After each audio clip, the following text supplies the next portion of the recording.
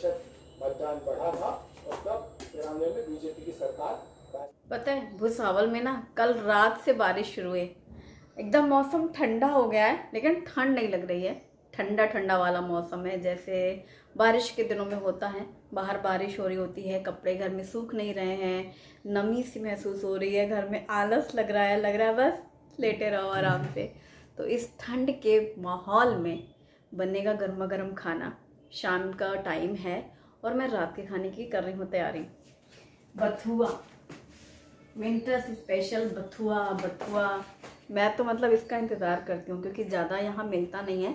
महाराष्ट्र में मराठी में इसको चाकवत बोलते हैं, चाकवत, और हम यूपी वाले इसको बथुआ के नाम से जानते हैं। बथुए की ढेर सारी रेसिपीज़ बनती हैं, जैसे पूरी, पराठे, रायता, सब्जी, यहाँ तक कि कढ़ी प्रेमियों के लिए कढ़ी भी बनती है। और सब्जी तो बना ही सकते हैं क्योंकि है ये साग। तो आज इस सीज़न में पहली बार बनेगी भतुए की गरम गरम पूरियाँ, और इसके साथ में मैं बनाऊंगी अपनी खुद की फेवरेट सब्जी जो कि बहुत दिनों से नहीं बनी है, तो वो बनाऊंगी। बस शुरू करते हैं अपना काम। काम तो शुरू हो ही जाएगा मैं वो लाइन कहना तो भूल ही गई, कौन सी, जो मैं अक्सर भूल जाती हूँ।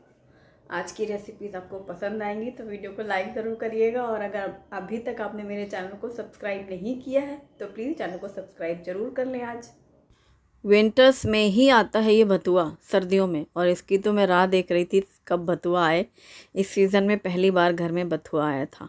2 बंच थी, सारे पत्ते पत्ते निकाल करके साफ़ करके मैंने इसको रैप करके रखा था, फिर टाइम पे हमें बनाने में आसानी हो जाती है। बथुए में बहुत मिट्टी होती है, इवन हरी सब्जियों में सभी में होती है।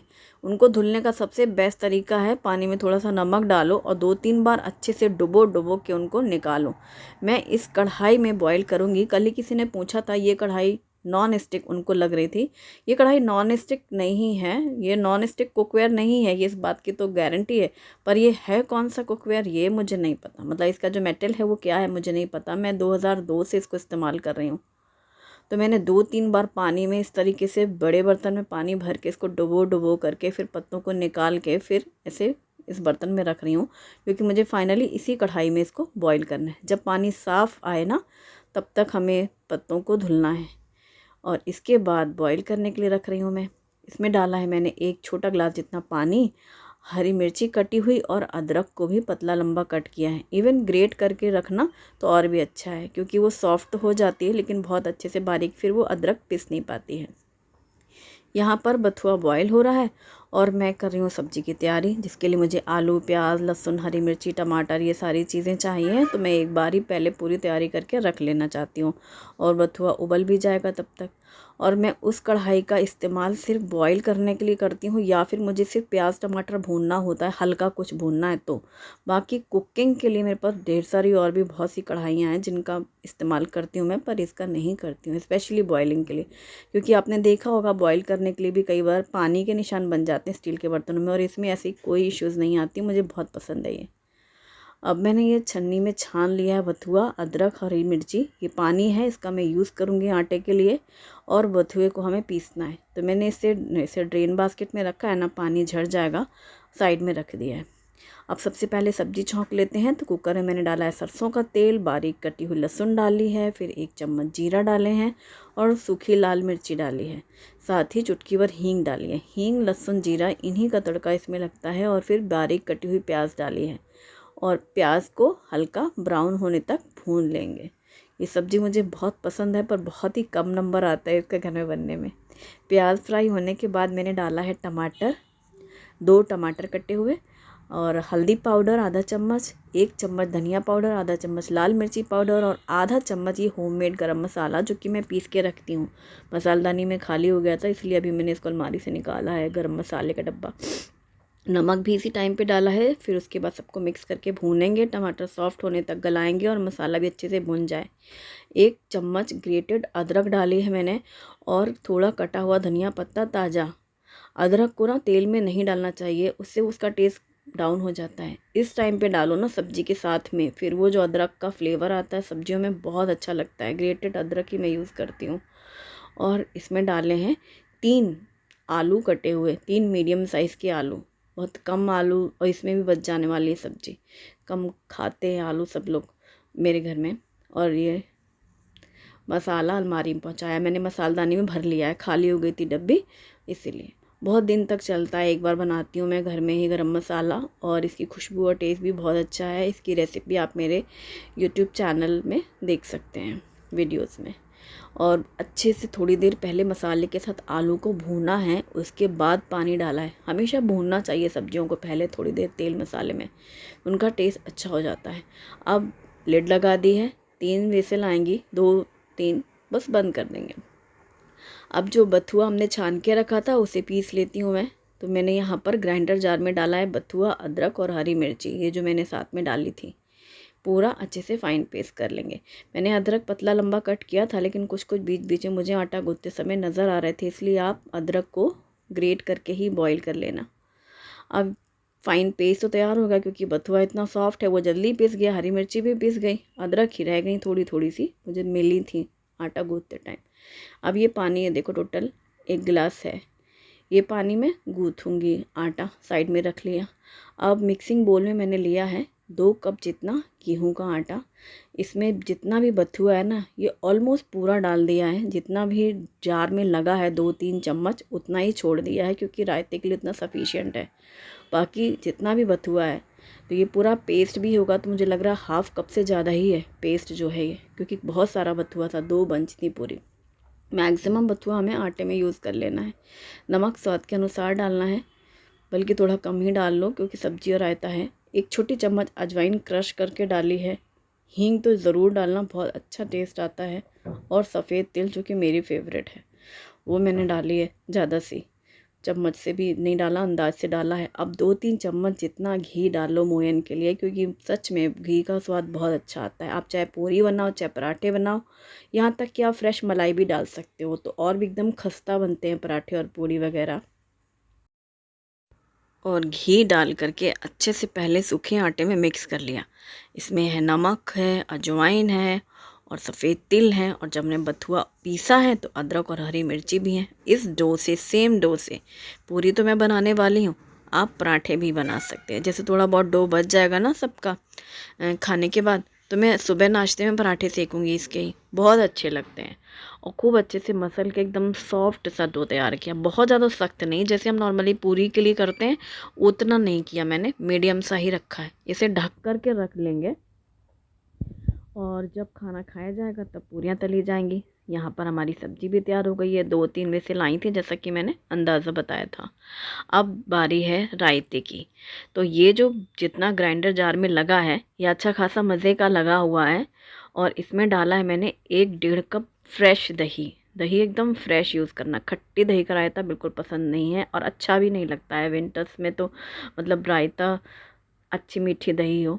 और इसे ब्लेंड कर लिया। ये देखो कितना गाढ़ा सा है दही, और ये भी दही मैं घर पर ही जमाती हूँ, घी भी मैं घर पर ही बनाती हूँ, और रेसिपीज़ आपको मेरे चैनल पर मिल जाएंगी।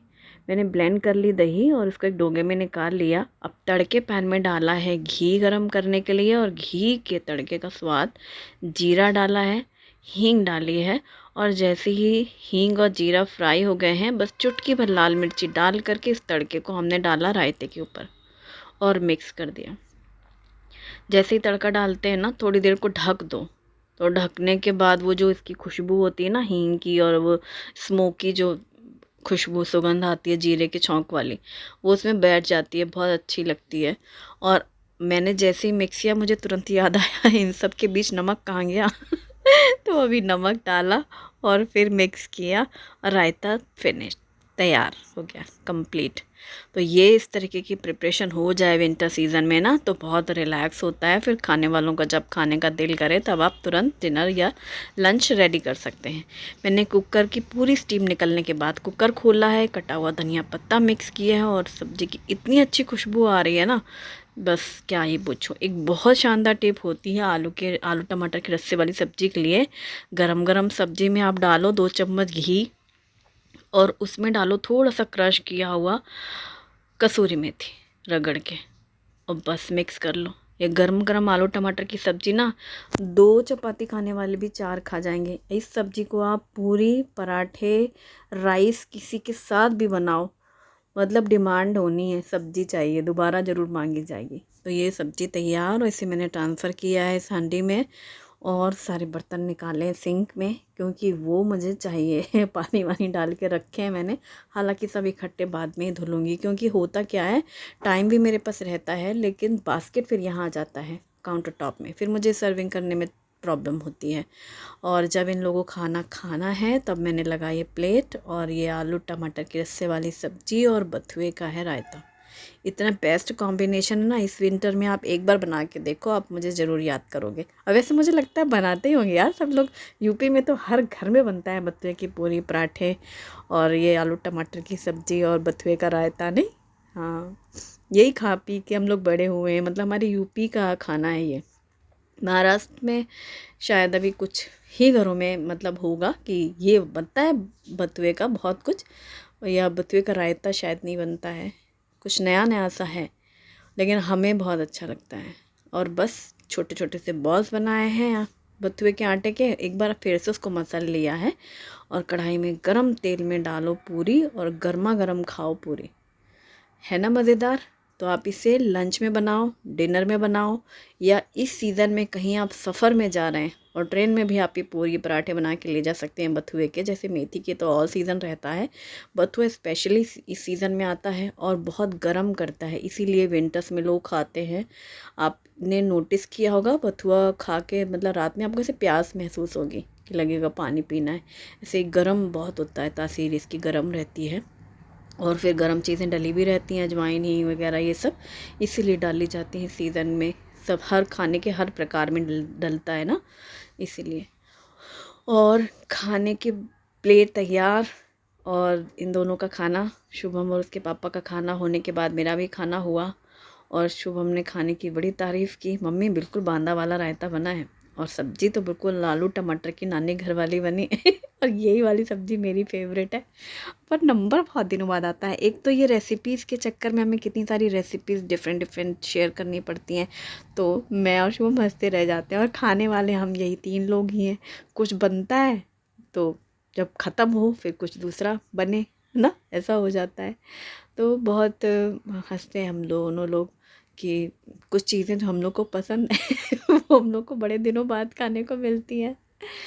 और बस मैंने भी खाई लास्ट में गरम पूरियाँ और सब्ज़ी, पीने में बहुत अच्छी लगती है ये ग्रेवी रस्सा वाला। और किचन क्लीनिंग ये तो मेरा मतलब बेस्ट पार्ट है। और दही जो मैंने आज दोपहर में जमाई थी वो सेट हो चुकी है, इसको मैं फ्रिज में रख रही हूँ, तो हम इस दही का यूज़ कल करेंगे। मैं डेली दही जमाती हूँ थोड़ी थोड़ी क्वांटिटी में।